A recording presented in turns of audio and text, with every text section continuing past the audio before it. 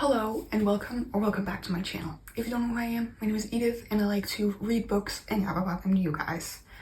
And today, while I'm filming this, we're only halfway through September, but I just could not wait any longer to film this.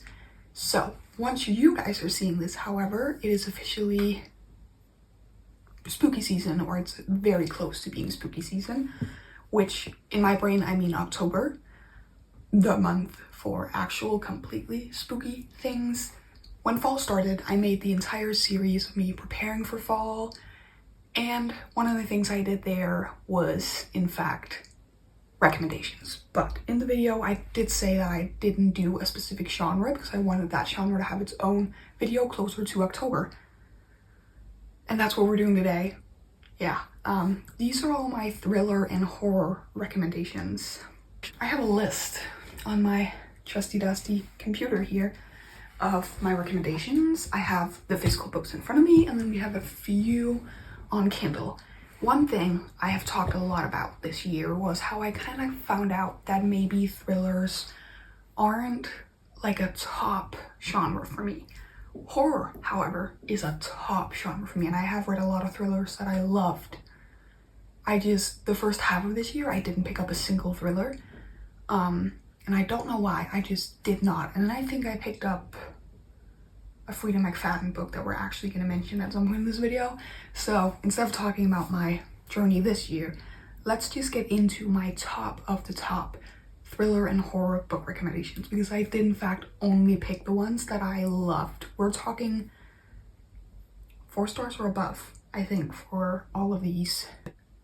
First off, let's just get into 2 Kindle Unlimited. Actually, one of them is just one book and the other one is an author.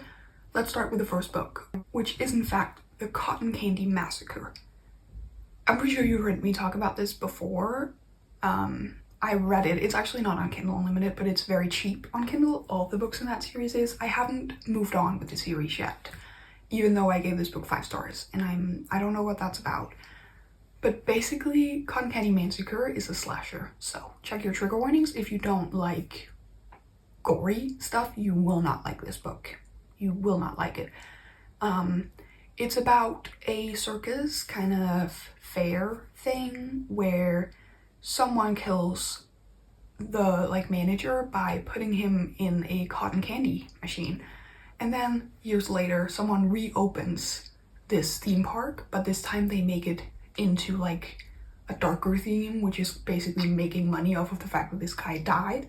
They literally sell cotton candy made from the same machine, and it then turns out that the cotton candy from the machines are turning people into killer clowns that then eat and kill everyone else. So we follow a group of teenagers.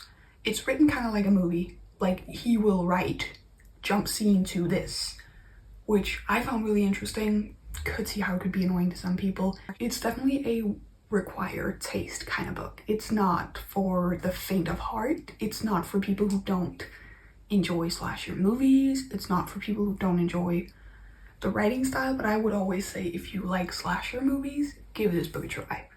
And speaking of slasher movies in book format, which was actually how I got back into them this year, Matthew Mercer's book. And by that, I mean every single one of his books. They're perfect for like a summer read, but I would also recommend reading them for October, which is obviously why I'm mentioning them right now. I do have an entire TikTok of like my own guide, how I think you should do it. First of all, he has a trilogy, which is the It Came From trilogy, which has It Came From Above, It Came From the Lock, and It Came From the Woods. And these are all so hard to explain. These are all kind of like about mythical creatures like the Loch Ness Monster and Bigfoot and aliens. And the entire trilogy, in my eyes, was a really great way to get into this author, even though I did read another book first, but that was his first series. And you can kind of tell in like a great way, like from each book you can tell that he has chosen a new thing that he would like to work on, and therefore he focuses a lot on that in each of these 3 books. And I really enjoyed that aspect. I feel like these were, again, great little short, fast books on Kindle Unlimited, by the way. And then I would recommend you read those before you move into the Summer Camp for Slasher Victims series, which isn't done yet, but you have Summer Camp for Slasher Victims, which obviously I would recommend you read this in the summertime. It takes place at a summer camp. And then this year, actually, he came out with a Prom Night for Slasher Victims and told us that there will be a third book, which I'm so excited about. The first book is kind of self-explanatory.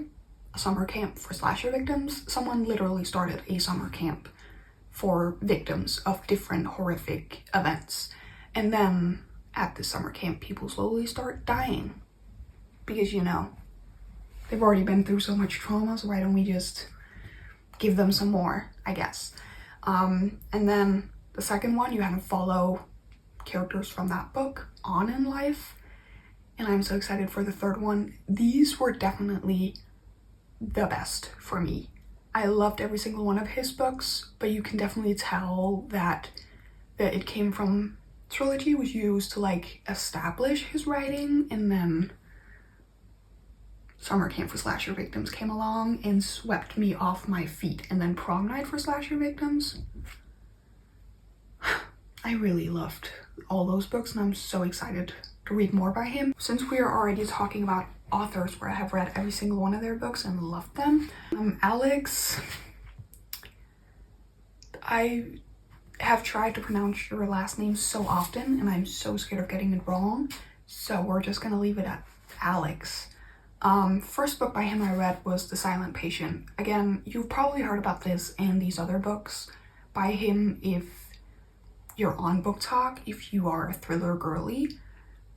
And I feel like this gets so many mixed opinions. I only heard positive things, read it, loved it, and then I started hearing negative things.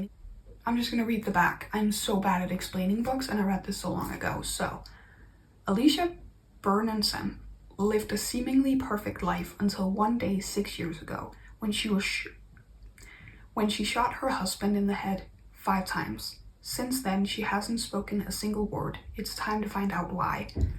And I remember loving this. Honestly, I kind of want to reread this. I probably should because I don't remember a lot about it. I remember the plot twist and I remember the fact that I didn't see it coming. I know a lot of people say it's predictable. I didn't think it was predictable, but I guess it was also kind of my beginning of thrillers era. Maybe that was it. But I would recommend this for a good, like, getting into thrillers at the very least. And then we have The Maidens, which I actually just thought about this book the other day because I was thinking about Dark Academia and I was like, wait, this is perfect. Why didn't I mention it in my fall reading recommendations? And then I was like, oh yeah, because it's a thriller and you wanted to do a video just for thrillers. It says, Mariana is a brilliant but troubled group therapist who becomes fixated on the Maidens when one member, a friend of Marianne's niece, Zoe, is found murdered in Cambridge. And then she's basically convinced that it's this professor at the school who's doing this because he has kind of like this group of students that he hangs out with a lot, and like he doesn't take any other people in his class. He's very fixated on these students, and I'm pretty sure they're all young women. So it's kind of obvious to be like, are you or are you not a murderer? I don't remember if he is or if he isn't or what actually happens in this book, but like I said, Dark Academia thriller with murder, a professor, that's kind of weird. I'm so bad at explaining this because all of a sudden I'm sitting down, I'm like, I don't actually remember any of this, but I do remember that I loved it. I really enjoyed this. And again, I feel like there's so mixed opinions on all of his books. I personally love all of his books. And I did in fact give, I think, this one 5 stars too. Is this my sign that I should reread it because I'm sitting here not able to tell you guys what this is actually about? Yes. Yes, it is. I can tell you, however, that it is great writing because I know he has great writing. It's an interesting story and it fits perfectly for fall because it's Dark Academia thriller sort of thing, taking place at Cambridge University. And then last, Fury, which again, this is also kind of a summary book, but it's a thriller or recommendation, so take it as you want to. in this, we have a famous person who, I think to celebrate her birthday, to spend Easter on her private Greek island. And then someone dies on this island while they're all trapped out there. And this was really interesting because the narrator, you're kind of like, whose head am I even inside of right now throughout the entire book?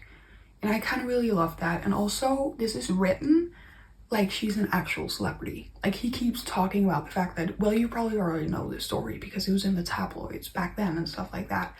I don't think I gave this 5 stars, but I do think I really, really enjoyed this, and I will always pick up a new book by him. But like I said, it's Easter on a Greek island, so I would probably save this for warmer months. But hey, if you're watching this in Australia and you're actually moving into summer but still want to be a part of the spooky books, read this one. And then I like to always mention this one, Daisy Darker by Alice Feeney, but specifically the audiobook. I'm not an audiobook girly. I have listened to maybe 2 audiobooks in my life that I genuinely liked, this being one of them. I listened to this in one day while crocheting something for like the entire day in this very bed, and I very much loved the audiobook. It had my jaw on the floor. But basically, Daisy Darker goes again to like a secluded island for her grandma's birthday, and then at midnight her grandma dies, and then a new member of the family dies each hour while they try to figure out who the killer is. Once again, like I said, plot twist, had my jaw on the floor. It really did. Also, I've seen some people say that saying stuff like that is a spoiler. I don't think for a thriller that it's a spoiler. I mean, if you read a thriller, isn't it specifically because you want your jaw to be on the floor because of a plot twist? I at least don't think it is. Unless I tell you what the plot twist is or when it happens, I don't see it as a spoiler that it was a great plot twist. So I will continue to say that for each one I thought that for. We have a few Freida McFadden books, which honestly, Freida, I have read like I think 4 books by her, and they have been very hit or miss for me. Yeah. First up, we have The Housemaid, which I read on my Kindle, and I like this. I actually really like this. I'm very excited for the movie, specifically because I love Amanda Seyfried. Basically, in this, a woman, I don't remember her name, is hired to be a maid who lives in this house for this rich couple, and it's obvious that this couple is having some issues.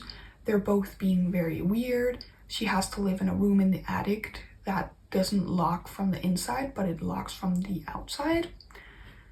And it was just very weird. It was very weird, and I enjoyed it a lot. I do think there's a reason why it's one of her more famous books. And then I read The Inmate, which I think this is the one I'm feeling a little bit, or I actually have 2, but I'm not going to mention the other one because the other one I really didn't like. This one, however, I just feel like okay about. So basically in this, we follow the new nurse at this prison, and it turns out she already knows one of the guys in this prison. And it's a big no-no. Like, the prisoners aren't supposed to know personal information about you, and this guy, I'm pretty sure,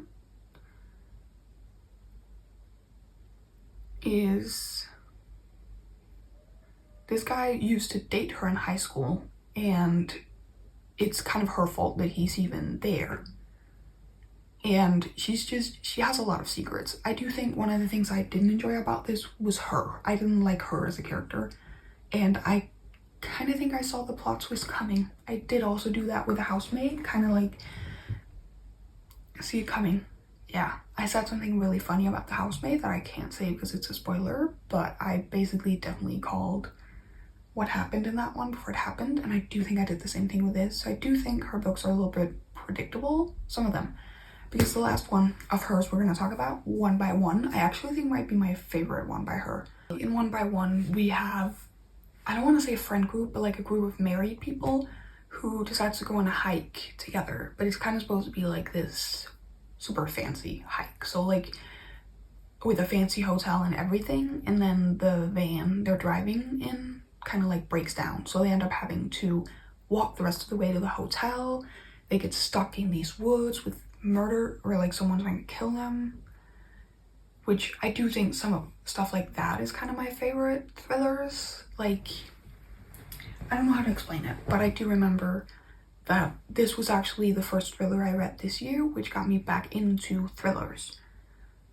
So I did really enjoy it, and I do think that was my first Freida McFadden book where I actually did not see the plot twist coming at all. Another author, which I haven't read all of the books by this author, and I don't want to talk too much about the first series, but A Good Ghost Guide to Murder. If you haven't heard about this, where have you been? Holly Jackson. I do love Holly Jackson's writing. I have The Reappearance of Rachel Price on my shelves that I started and then never finished, and I haven't thought about it since, which is a bad sign. And I haven't read her newest release either, her like adult thriller. These are young adult, which I don't read a lot, but I did really enjoy this series. I actually just read this Killjoy, the little novella, this year, but I read these a while ago. And so I haven't seen the show yet because I'm scared that it's not gonna live up to my expectations. But basically, Pip needs to do her final year project, and she decides to write it about a real life murder case that happened in her town where a girl died, her boyfriend was blamed, and then he died before anybody could actually figure out anything, so people just say he did it, but they actually never gave him like the chance to speak up for himself. And so she decides to write about this case, which is what the first book is about, and I honestly just really loved the way this transpired. I know I said this is YA, but this is low-key dark. Like some of the stuff Pip goes through in this book, in all of them, but specifically this one, very dark and very terrible and thrilling. And I love Holly Jackson's writing. I love Pip. I love Robbie. I love every single character. This was it was cute. It was great. I missed the characters, but it was also not like, I wouldn't say you need to read this, and I also would say it doesn't matter if you read this before or after. This does take place before the rest of the books and kind of ends with Pip being like, I know what I'm gonna write my final assignment on now, and then goes into these. So I do think it makes sense to read this before you read these, but you can also read all of these, and then once you're like, no, I don't want to say goodbye to these characters, pick this one up. Doesn't really matter because this doesn't have any big plot points to do with this. And then I read Five Survive by Holly Jackson on my Kindle and loved it. Again, we have a group of friends in the middle of the woods I'm pretty sure they're also camping, so it's like an RV sort of situation. And then there's a sniper. They try to exit and turns out that there's a literal sniper. And this book was great because it was written over one night and it has timestamps. And so I'm pretty sure it's written so you're supposed to be able to like follow along. Of course, this all depends on how fast of a reader you are. I think I read it a little bit faster. But I do know that I loved this. I'm pretty sure I read this on a flight to to New York. And let's just say the flight in itself was terrible. So having a great book to get me through it was great. And I love Holly Jackson, and I will be reading The Reappearance of Rachel Price, and I want to read her newest book because I've heard great things about that one as well. All right, it's time to get into, I think, one of my all-time favorite books. This is, again, very controversial. Also, it's very dark outside. I do apologize if the lighting is crappy. I might never refilm this. So if the lighting is dark, just act like it's a part of the vibe of the video, because it kind of is. We have Bunny by Mona Awad. Awad? Whatever. Again, so controversial, but I love this. If you're kind of weird and you like kind of weird things, you're going to love this. I've seen a lot of mixed opinions about this. Like I just said multiple times, I love this. I love this. This is a god tier book for me. 6 stars all the way around. I haven't reread it yet, but I want to reread it. I've seen a lot of people who talk negatively about this be like, it was too confusing, I don't understand the ending.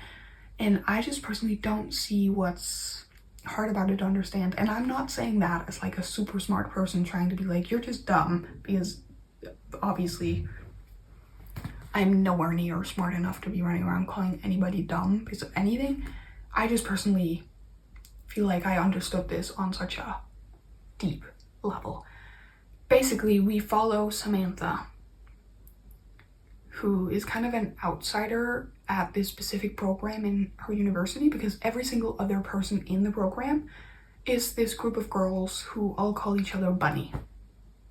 You heard that right. It's like Heathers, where they're all called Heather, except for the fact that they do all have their own names. They just choose to call each other Bunny. This is if Heathers and Mean Girls had a baby together.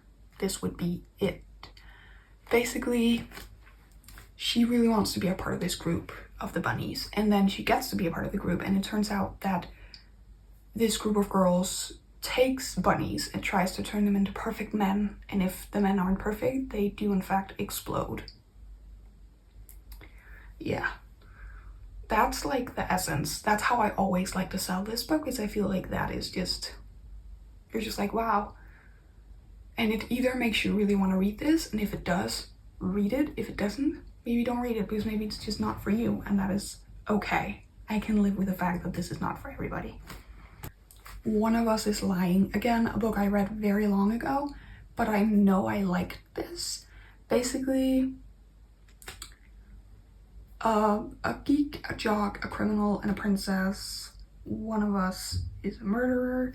Who would you believe? Here's the thing. First part of this gives the Breakfast Club. We have all of like the normal stereotypical people gathered at detention, and then one of the students dies, and of course everybody believes it's one of the people from the detention that did it. And basically we get like everybody's point of view. It's YA, and it's like trying to solve who did it, because like none of them are like, I did it, and they're all convinced that someone else did it. I will say I hated the Netflix show. I watched it with a friend after we both read and loved this book, and neither of us loved it. So if you love the TV show, don't read the book. If you haven't seen the TV show, read the book and then just don't watch the TV show. They're too different. We watched 2 episodes and we spent the entire time pointing out differences. That's how annoying they were. Okay, we have 2 books left to talk about. I am tired, my voice is disappearing. So let's rapid fire the last one. The Natural series. Funnily enough, I read this on my Kindle on the way home from New York, which again, terrible flight, great books. I will explain these how everybody else explained these. These are YA Criminal Minds with a little bit of supernatural sprinkled in there. We have a group of teens who get recruited by the FBI to basically solve cold cases, and they all have this like weird abilities. Like one of them knows how to tell if people are lying, and she's 100% correct all the time if people are lying or telling the truth. One of them is like a complete genius in like the best way possible, and it has some of the best found family I think I've ever read in my life.